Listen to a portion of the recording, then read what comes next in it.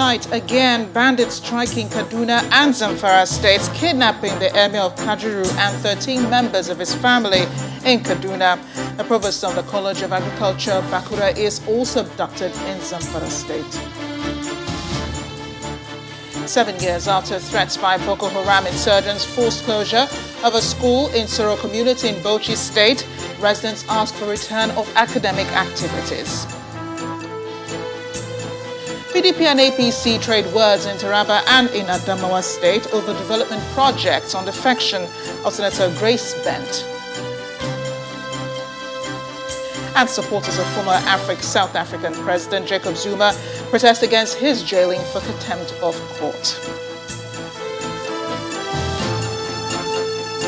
Banditry is still ravaging some parts of Kaduna State, and it appears the assailants are defying all odds by targeting prominent persons in communities prone to attacks. The latest today is the kidnap of the Emir of Kajuru, Alhaji Al-Hassan Adamu, and 13 members of his family in an early morning attack on Kajuru local government area. The bandits, numbering over 200, reportedly stormed the emirate this morning and shot sporadically at everyone in sight before proceeding to the Emir's palace. The latest attack comes barely 6 days after 121 students of Bethel Baptist School in neighboring Chikun local government area of the state were abducted by bandits. Life in Kajuru local government area is usually a bubbly one, with residents making the most of what life offers to make themselves happy. But now, that joy has been rudely cut short by bandits who stormed the community in the early hours of Sunday, July the 11th, 2021. The morning is here, but what it reveals are long faces worn by residents who cannot believe what has befallen them. The people throng the palace of the Emir of Kajuru to be sure the story is not true, but sadly it is. The throne is empty, which heightens their fears. After a thorough search of the palace and environs, it is discovered that the monarch, along with 13 members of his family, have been abducted. Security agencies have been heavily criticized by the Emirates Council for what its spokesperson describes as slow response, and is glad that the attack did not degenerate into a massacre. No any repel, no any counter-attack, no presence of any security personnel. We are left to our own peril, and this is exactly what happened. Our only appreciation and thankfulness to His Almighty Allah is that no life was lost. If not, the way they converge on this town, I will swear that there should have been more than 200 catastrophic deaths in this town. Even if the police were to go in pursuit of the bandits, the task, as this resident puts it, will be extremely difficult, as high mountains and thick forests surround the community, which makes it a safe haven for bandits. He, however, makes some suggestions. Government need to equip them with a new gadget, that all these places they will try to how to be monitoring with all those gadgets in order to have access. Kidnapping has become a fastest growing lucrative business in the country, exposing the need for urgent steps by authorities to put a stop to this crime crippling the society. Meanwhile, a similar incident also happened in Zamfara State today. This time, the provost of College of Agriculture and Animal Science, Bakura, Mr. Habibu Mainasara, is the victim. His elder brother, Nasiru Mainasara, says the gunmen attacked the residence of the provost at the staff quarters of Government Science Secondary School, Bakura, around 2 a.m. and abducted him. The said quarters is about 2 kilometers to Bakura main town, where he claims gave the bandits leeway to carry out the attack in the area. He adds that the gunmen have not contacted the family yet. The Adamawa State Governor Umaru Fintiri says investigations have revealed a recent attack on Dabna community in Hong local government area of the state has nothing to do with insurgency but a reprisal over land dispute. The governor made this disclosure when he paid a condolence visit to victims of the attack to see things for himself and to assess the extent of damage. At least 25 persons were killed in that attack. Driving to Dabna community in Hong local government area of Adamawa State can only be achieved plying this road. For the community in a state battling with insurgency, the state of infrastructure may not be an immediate concern, not when it's still trying to recover from a recent attack that left the community desolate after 25 persons were killed in an attack which Governor Umaru Fintiri believes does not have anything to do with insurgency. The governor visits the community for an on-the-spot assessment. There is no indication that it's Boko Haram. Investigation from the security agency is showing that it's either a reprisal or a traditional ruler has sold a farm to a certain group of people who are demanding vacations out of the farmland by the locals. And that has, to us, necessitated the killing. The district head wants a security arrangement in place to prevent a recurrence. This place is very close to the Sambisa forest, and we appeal to the government to assist in ensuring that the area is blocked from further penetration by these gunmen. I'm talking with the military high command for the possibility of having a super camp that will block Garkida and Biu axis.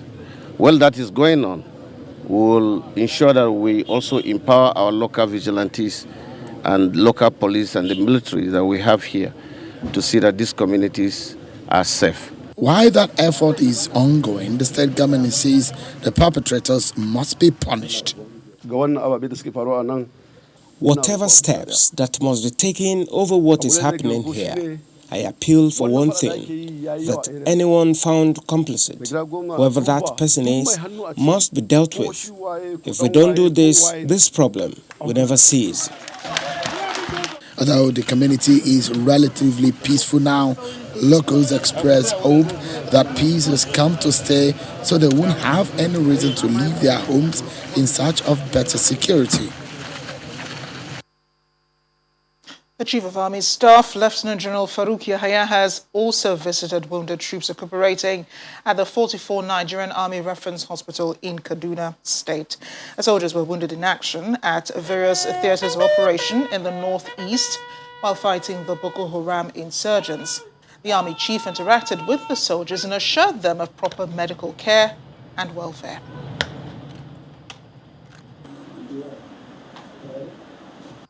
What brought me here first is to see our patients and appreciate them and relate with them.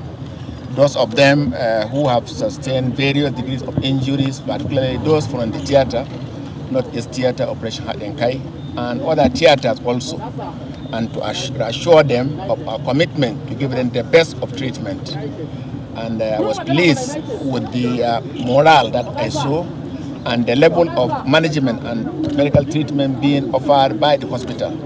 Those that require other services that are not here, we are also making effort to ensure that they get these services. Sometimes some are constrained in this COVID that has imposed some restrictions on our movement. But we are gradually sorting them out, and now all our patients will be actively treated. Their morale is high. When I went there, you can see that they are in good spirit. And the management of the hospital is also commendable with the way they administer and treat them. We will provide everything we can. We appreciate the President who has provided virtually everything for us, and we'll continue to do our best in attending to our wounded. And those in the field also provide all their requirements so that together we win this war. Staying with security issues, the people of Soro Town in Ganjua local government area of Bauchi State are worried that the girl child's education has suffered setbacks over the last few years after the government's girls' secondary school was shut down in 2014 due to threats by Boko Haram insurgents. The community believes relative peace has been returned, and in Bauchi State also, through the combined efforts of security agencies and vigilante groups, they want government to reopen the schools. Our correspondent Hajira Aliyu has more. There's refreshing calmness on arrival into Soro town of Ganjua local government area in Bauchi State.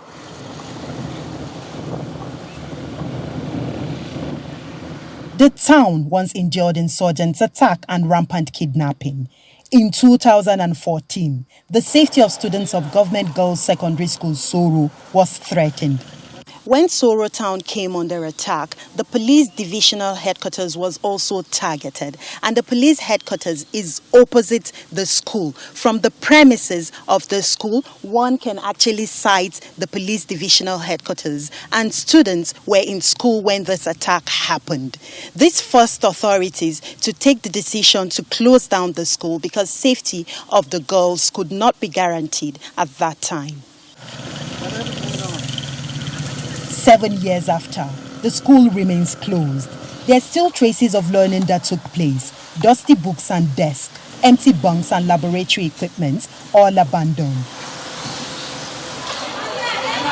The girls were transferred to relatively safe boarding facilities, but some of them dropped out.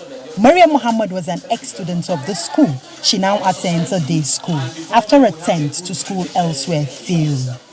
Muna tare da su da sun dade da gama dan gaskiya mun dade a gida to ni ne na ci gaba amma wasu gaskiya suna nan da yawa suna gida.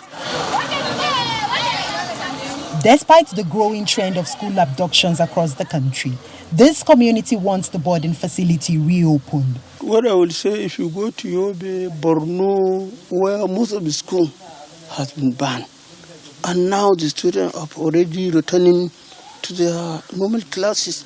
Compared to that's nothing happened to our school. So we don't think there's any fear that we'll put into our mind in order to continue closing school. Their confidence stems from the contribution of a vigilante group popularly called Babeli in keeping the community and Bauchi State safe. We appreciate so much what they are doing, because without them, some of the bandits that are surrounding us would have overtaken us. They are working together with the police and the army, and we want that collaboration to continue.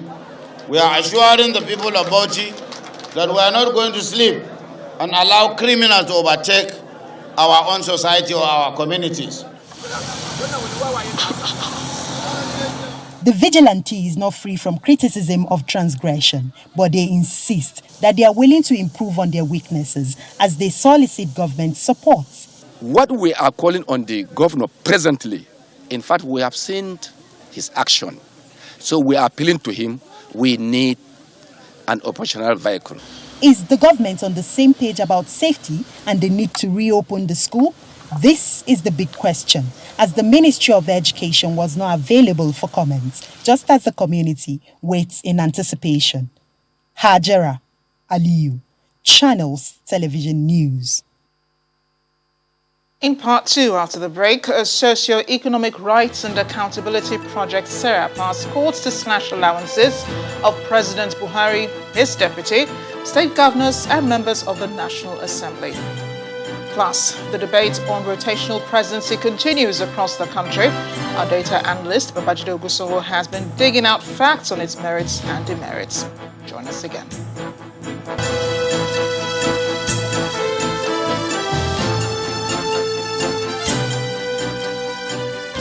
If you just joined us to watch the news at 10 live on Channels Television Lagos, a reminder of our top stories. Again, bandits striking Kaduna and in Zamfara states, kidnapping the Emir of Kajuru and 13 members of his family in Kaduna. The provost of the College of Agriculture, Bakura, is also abducted in Zamfara state. 7 years after threats by Boko Haram insurgents forced closure of a school in Soro community in Bauchi state, residents ask for return of academic activities. PDP, APC trade words in Taraba and in Adamawa State over development projects on defection of Senator Grace Bent. And supporters of former South African President Jacob Zuma protest against his jailing for contempt of court.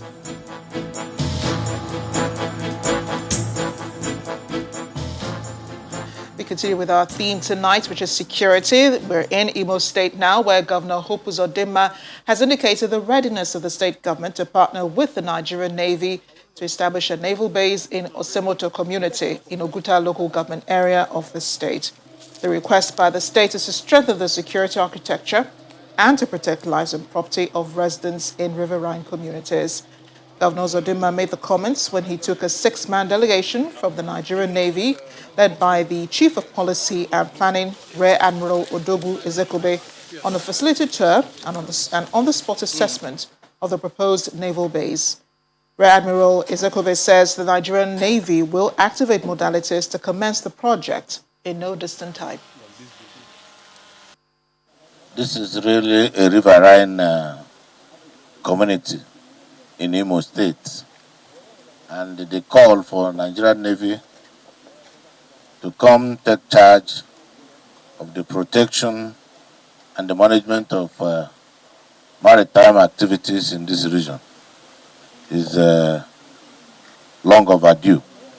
We've seen the facilities available, the abandoned and moribund ones, and government in partnership with Nigerian Navy will quickly do the rehabilitation and completion of some of these facilities so that the incremental growth of banditry, illegal bunkering, economic sabotage, and what have you will be checkmated. This will serve as an impost. It will help us synergize with our other units within the Delta, at Mbiama, Yenegua, Brass. So it will help us to have a panoramic view of what is going on in the hinterland, produce the necessary synergy with our forces at sea, and hopefully curb all forms of illegality within the region. Well, the stories now, the Socio-Economic Rights and Accountability Project, SERAP, has asked the Federal High Court in Abuja to order the agencies responsible for remuneration to review downwards the salaries and allowances of the President and the Vice President. SERAP asked the Revenue Mobilization, Allocation and Fiscal Commission and the National Salaries, Incomes and Wages Commission to perform their statutory functions and review downwards the remuneration and allowances of the 36 governors and members of the National Assembly.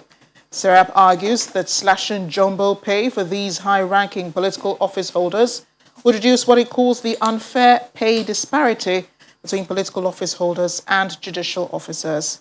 It would also address the persistent poor treatment of judges and improve access of victims to corruption, to justice, and effective remedies. Joining the suit as respondents are the Senate President, Speaker of the House of Representatives, and the National Judicial Council.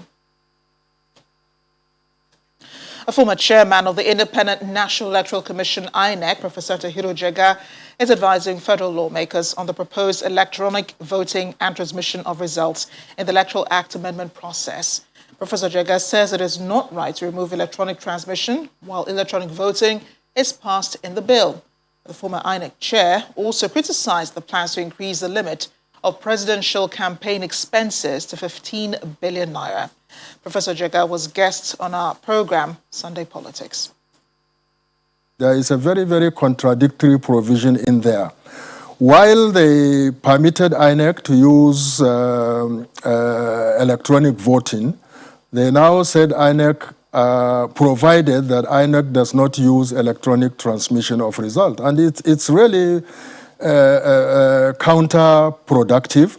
You can't permit INEC on the one hand to transmit, to use electronic voting and not to use electronic transmission of result, because usually they go as a package. I think the major argument that people use to review the campaign financing thresholds and limits was to say that the provisions in the Electoral Act 2010 as amended were outdated, because of inflation and other things.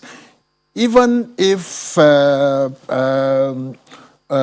we accept that without conceding, the fact of the matter is that you can't do 17-fold increment, 27-fold increment, and so on and so forth, as is clear in the table that is in circulation.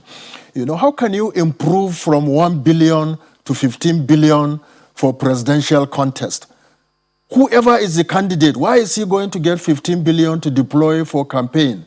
In fact, we are trying to not only monetize elections, we are trying to exclude those who have no resources into electoral contests. In fact, we are trying to basically turn our democracy into plutocracy.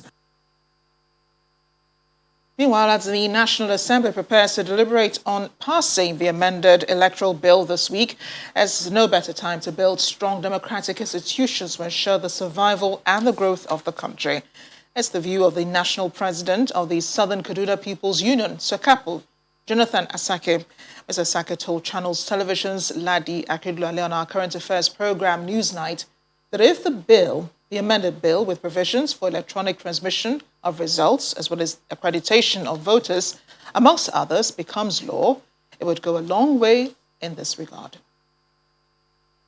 Amended Electoral Act, whose bill was sent to the National Assembly, and they did their work on it before the 2015 elections, and it was before the 2019 elections, and it was expected that the president will sign that to strengthen the electoral process, where electronic voting, not only the voting, but accreditation of voters, while voters are being accredited, that will be transmitted. People will see it.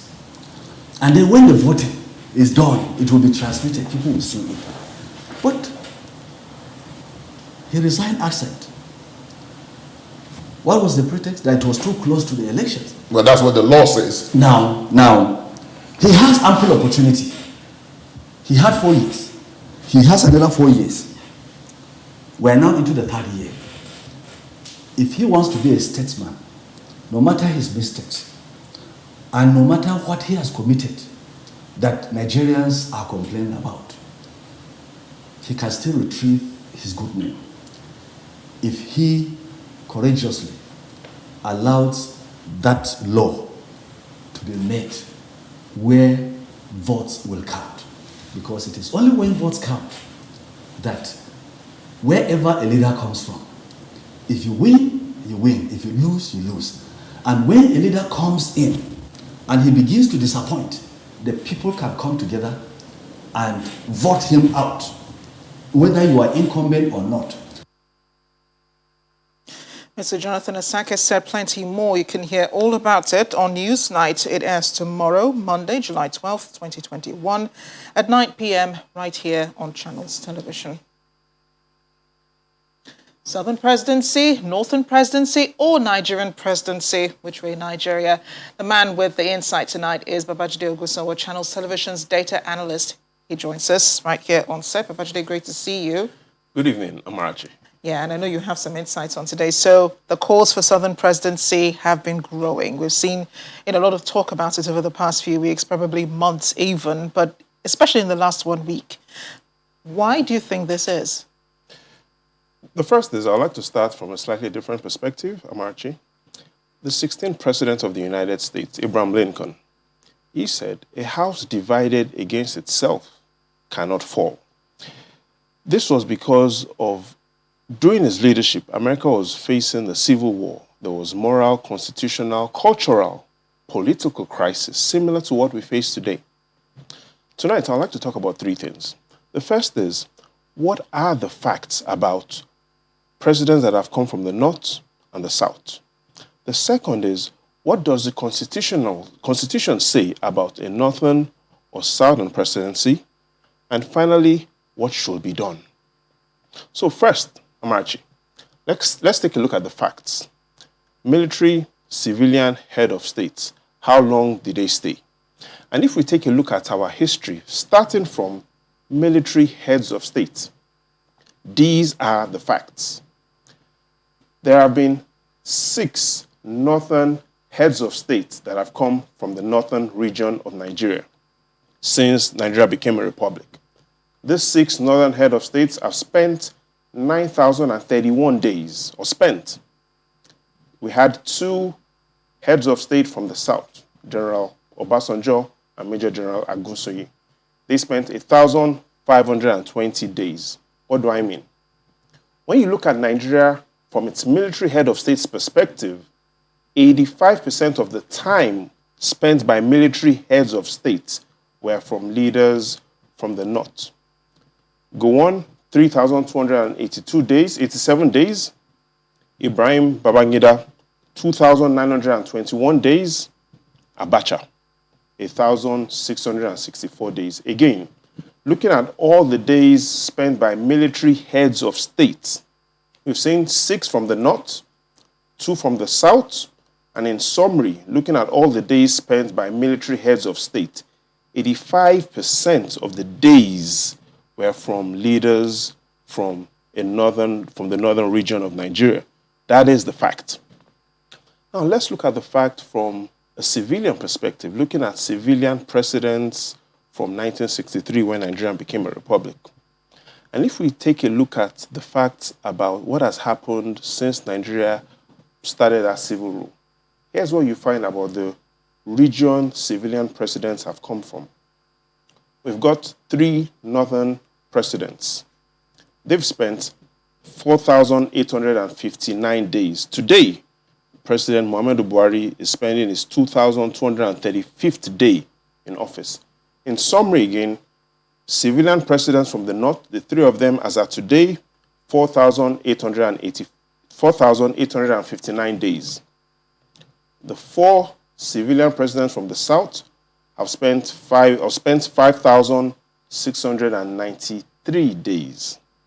In summary, 54% of the time from civilian presidents have come from the southern region of Nigeria. If you want to then look at, since we talked about the military heads of state that have spent 85% of that time came from the north, and we've looked at 54% of the south. The question could then be, if we add the 2, military plus civilian, what do you get? The fact shows that 65% of the time spent since Nigeria became a republic, Nigeria has been led by a leader from the north, and 35% Nigeria has been led from a leader from the south. Those are the facts, Amarachi. Why is it important to know this, Babajide? Because I suppose you're also going to mention, what the Constitution says and does not say about this. But why is it important to note these facts? Here's why it is important. If you pick up the Nigerian Constitution, Nigeria was mentioned in the Constitution 318 times. How many times was northern Nigeria mentioned? 0. How many times was southern Nigeria mentioned? 0. So looking at the Constitution, the fact shows that there is nothing like northern or southern Nigeria. The only thing you'll find in the Constitution of north and south is when that schedule talks about the local governments. Plus, in the Constitution, if you look at section 42, subsection 2, it specifically states that nobody should be deprived of anything based on your state of origin. And so if there's a call for a northern president or a southern president, it then makes us look at, are we upholding that section of the Constitution, section 42, subsection 2, that states that you should not be deprived of anything because of your state of origin. But more importantly, Amarachi, where are all these calls coming from? Yeah. So north or south? Let's take a look at the evolution of Nigeria, the regions, and the states. So the question is, how many Nigerias are in Nigeria? And the evidence shows that since May 27, 1967, regions stopped existing in Nigeria. That was when states started getting created. So we see in 1939 the creation of the Northeast and Western region from Bernard Baudouin. In 1963, we then had the 4 regions, North, East, Midwest, and West. But from 1967 when states started being created, there were no more regions in Nigeria. So when we talk about regions in Nigeria, we look at those 6 geopolitical regions, it's all about analysis, history, and interpretation. But in terms of the facts, the evidence shows that Nigeria today is governed by, looking at it from the executive and the local government level. And when we talk about region and calls for presidency, yes, the facts shows that if you want to look at it from the military perspective, there's some reason why it should go to the south. If you look at it from the civilian perspective, there's some reason why it should go to the north. So but in our final analysis, let's not forget what the wise man said. Nigeria's strength really lies in its diversity, not in its similarities. And that's what we should focus on. It's the mind that should shift, not power. And the people should be the ones to determine what leaders want, not leaders. We'll leave it at that. Babajide, you always have so much to say when you get here on the set. Thank you again for speaking with us. Our strength lies in our differences, not in our similarities. Right. Correction noted. Still ahead on the news at 10, PDP APC trade words in Taraba and in Adamawa states over development projects on defection of Senator Grace Spence. Join us again.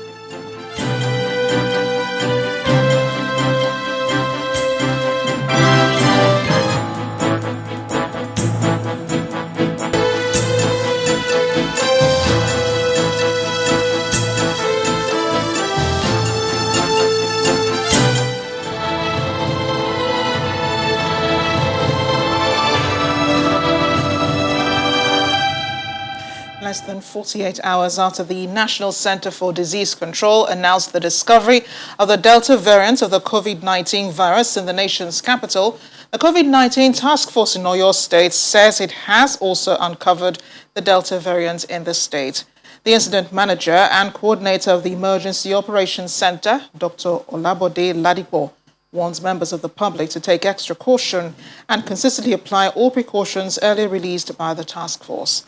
A statement by the Chief Press Secretary to the Governor says this strain has been associated with high transmission, increased severity of infection and outcome. It also asked all inbound travelers to always isolate for 7 days and submit themselves for tests. Here in Lagos, Governor Babajide Sanwo-Olu has also said the state has started experiencing a potential third wave of the COVID-19 pandemic with dire consequences. The governor gave the alert while giving an update on the coronavirus pandemic situation, noting that the country stands the risk of losing both lives and livelihoods on a devastating scale. His statement reads in part, "From the beginning of July, we started to experience a steep increase in the number of daily confirmed cases, with the test positivity rate going from 1.1% at the end of June 2021 to its current rate of 6.6% as of July 8, 2021. The rapid increase within a week gives great cause for concern." Governor Sanwo-Olu adds that the state will continue to test aggressively, focus on sequencing the samples collected to ensure they are detecting and keeping track of the different variants in circulation.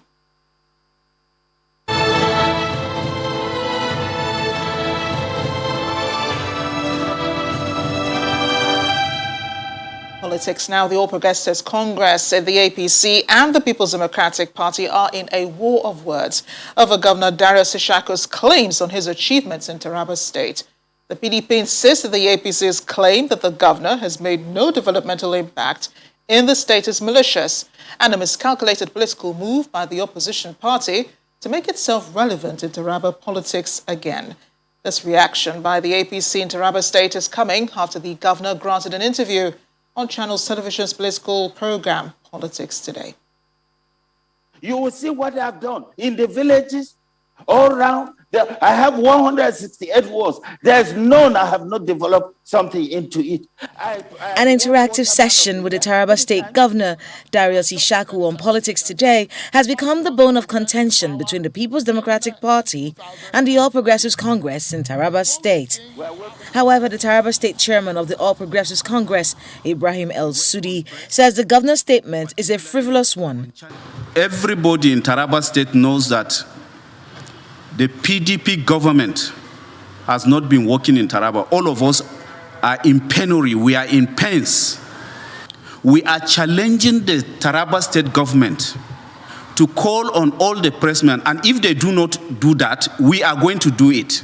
We are going to sponsor journalists to go around Taraba State, in all the 168 wards of Taraba State, to see what PDP government claim to have done. They have not done anything. The state PDP, however, described the APC in Taraba as bad losers that tried to make themselves relevant in the state only during electioneering periods. For someone in Taraba to rate Architect Darius Dixon Ishaku, the executive governor, as a failure, stands that person out as a monumental failure himself. The state chairman of APC is a lawyer. There's that maxim that if you want to come to equity, you must come with clean hand. Representatives of the Taraba state government insist that the developmental impacts of the governor are glaring for all to see, just as they cautioned against politicizing governance. For APC, in Taraba state, they can say anything they want to say. They are always the losers. The reality is on ground. The developmental projects are on ground. It is not hidden. The governor said he have touched every word, and that is the correct thing. He have touched every word of Taraba State.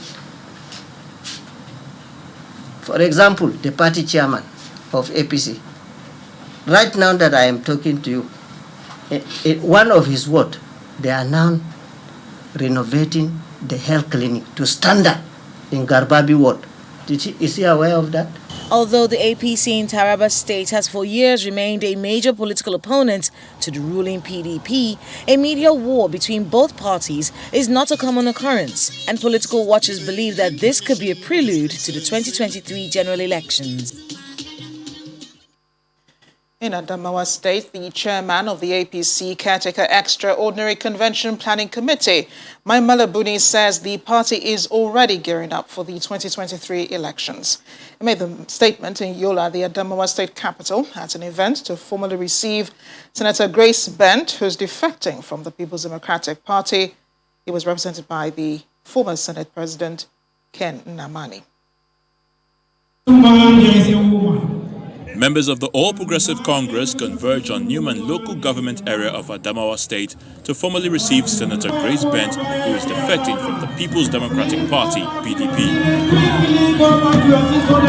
The top echelon of the party are here, including the chairman of the Caretaker Committee, represented by Senator Ken Namani, governors of Jigawa, Kebbi, Plateau, and the Deputy Governor of Kogi State, among others. There's a moving train called APC. And it stops at almost every station. So you have opportunity of joining the train. It is obvious from what is happening across the country that in 2023, APC will still clinch the presidential seat. Jigawa State Governor Badaru Abubakar, on behalf of the APC governors, welcomes the senator to the party and encourages her and other new members to work for the country's common good. Thank you very much. God has opened your heart, God has opened your mind, God has opened your spirit and touched you and allow you to see the progress President Muhammad Buhari is doing. And that is why people are joining APC in the hundreds and in the thousands. And my dear leader said the train is moving. It's in Adamawa, it's in Adamawa now.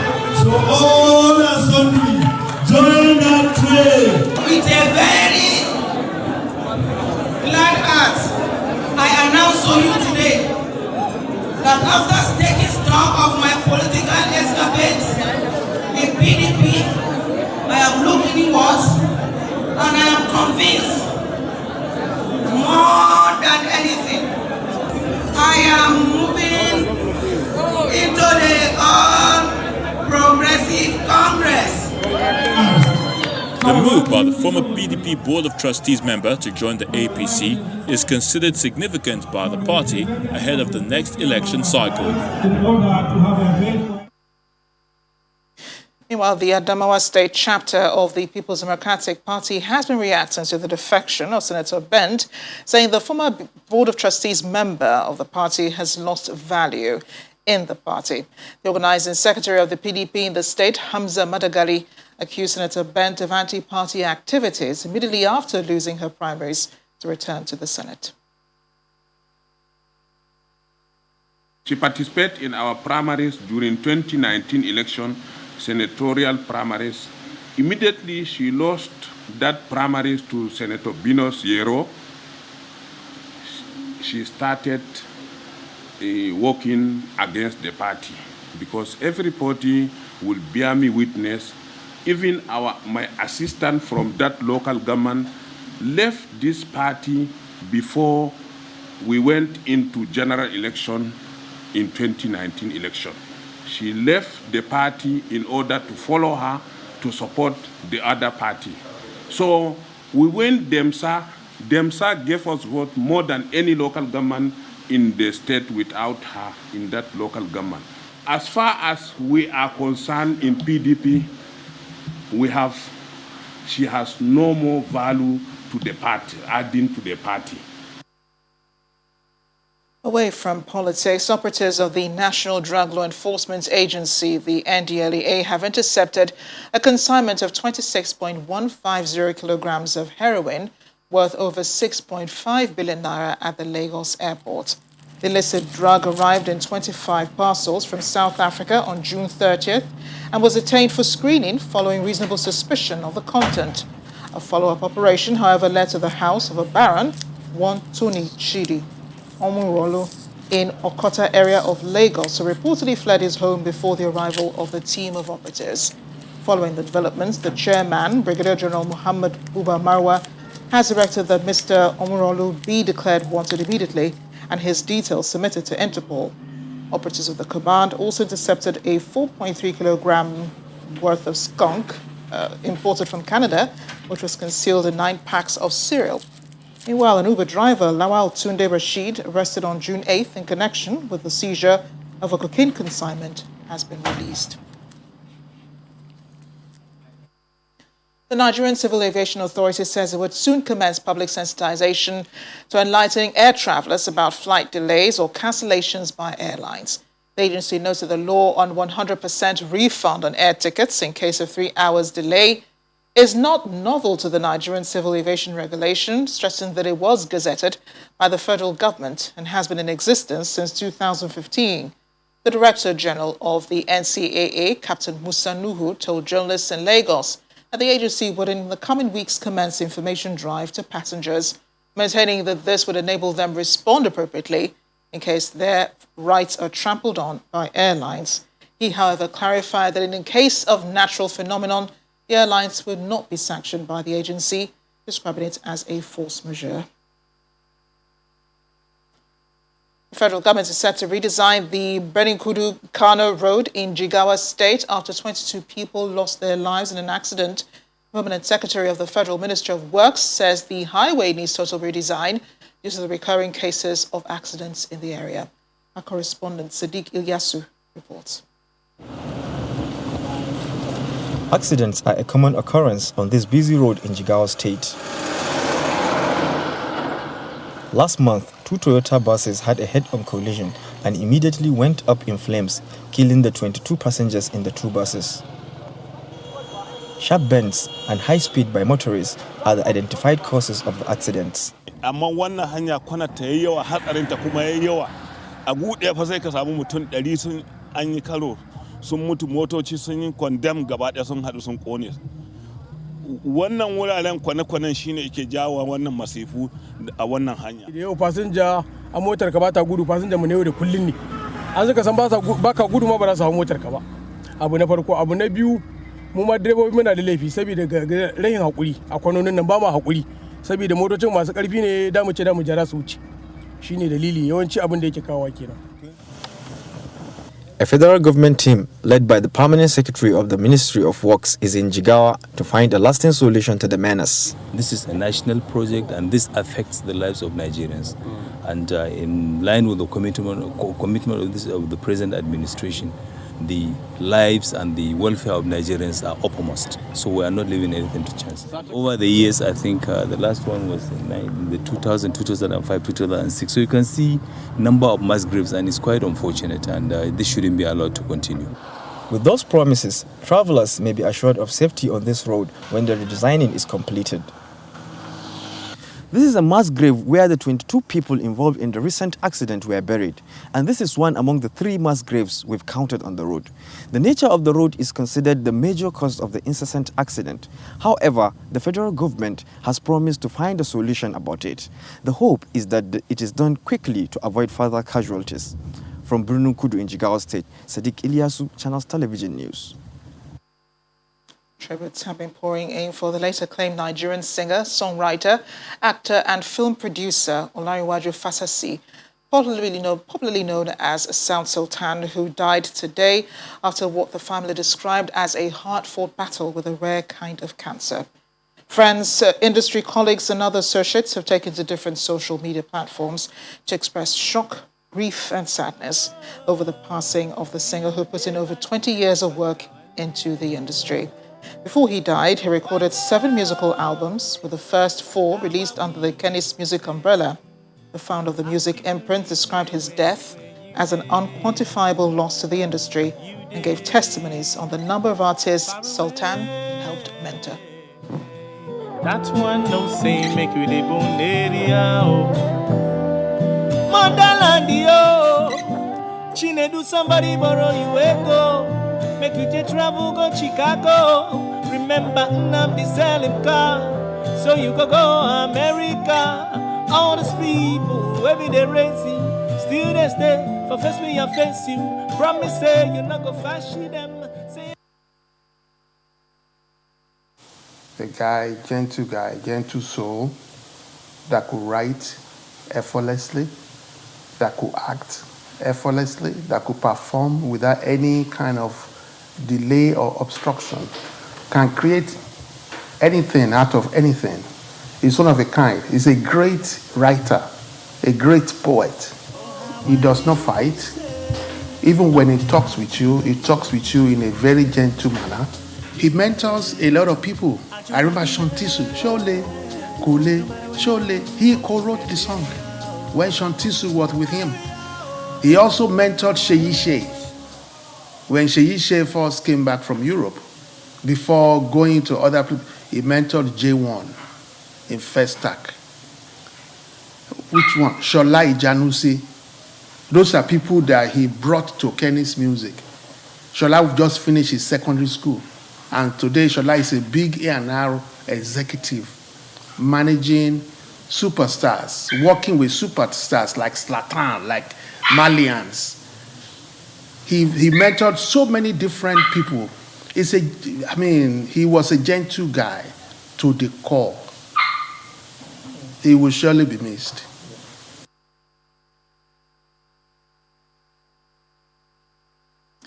Thoughts and prayers are with the family of the singer-songwriter. On the foreign scene, protests gripped the South African city of Durban overnight as supporters of former President Jacob Zuma expressed their displeasure over his arrest. The city in Zuma's home province of KwaZulu-Natal and protests started after the former leader handed himself over to the police on Wednesday last week to serve a 15-month jail term for contempt of court. Zuma lost a court bid on Friday to overturn his arrest in a case that has tested the post-apartheid nation's rule of law. He denies there was widespread corruption under his leadership, but has refused to cooperate with the inquiry that was set up in the final weeks in office. A British billionaire, Richard Branson, today received a hero's welcome from friends and family upon returning to Earth from his flight on the Virgin Galactic to the edge of the Earth. For British billionaire and entrepreneur Sir Richard Branson, his trip to space stems from a dream he's had since he was a child. It's a huge... I think like most kids, I have dreamt of this moment since I was a kid, but honestly, nothing could prepare you for the view of Earth from space. The whole thing was just magical. Hours before, dozens of people gathered at Spaceport America in New Mexico to watch Mr. Branson realize his dream. It was really nice. It was hot, but it was really cool. Everyone was really excited, and I felt happy that they were. Branson, one of 6 Virgin Galactic Holding Incorporated employees, strapped for the ride, had touted the mission as a precursor to a new era of space tourism, with the company he founded in 2004 poised to begin commercial operations next year. The success of the flight also gave the flamboyant entrepreneur bragging rights in a highly publicized rivalry with fellow billionaire Jeff Bezos, the Amazon online retail mogul who had hoped to fly into space first aboard his own space company's rocket. Sunday's launch of the VSS Unity passenger rocket plane marked the company's 22nd test flight of its Spaceshift 2 system and its fourth crewed mission beyond Earth's atmosphere. It was also the first to carry a full complement of space travelers, 2 pilots and 4 mission specialists, Branson among them. Reaching its high-altitude launch point at about 46,000 feet, Unity released from the mothership and fell away as its crew ignited the vehicle's rocket, sending it streaking straight upward at supersonic speed to the blackness of space, some 85.9 kilometers high. At the apex of the climb, with the rocket shut down, the crew then experienced a few minutes of microgravity before the space plane shifted into re-entry mode and began a gliding descent to a runway back at the spaceport. The entire flight from takeoff to landing lasted about an hour. It made Branson a hero in the eyes of family and close friends. Virgin says it plans at least 2 further test flights of the space plane in the months ahead before beginning regular commercial operations in 2022.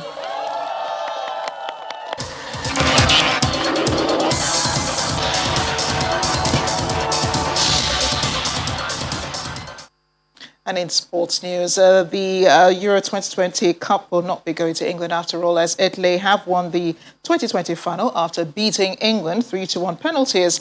The game went to extra time following a 1-1 draw after 90 minutes at Wembley. Luke Shaw scored inside 2 minutes, the fastest ever goal in a European Championship final. But Leonardo Bonucci bundled in an equaliser at a corner midway through the second half. England were attempting to win their first trophy since the 1966 World Cup, while Italy has now won their only European title in 1968. Let's game, set, and match on sports news. And the main news again. Bandits struck today in Kaduna and in Zamfara states, where they kidnapped the Emir of Kajuru and 13 members of his family in Kaduna. The provost of the College of Agriculture, Bakura, is also abducted in Zamfara state. That is the news at 10 tonight. Thanks for watching. I'm Amarachi Ubani. Good night and stay safe.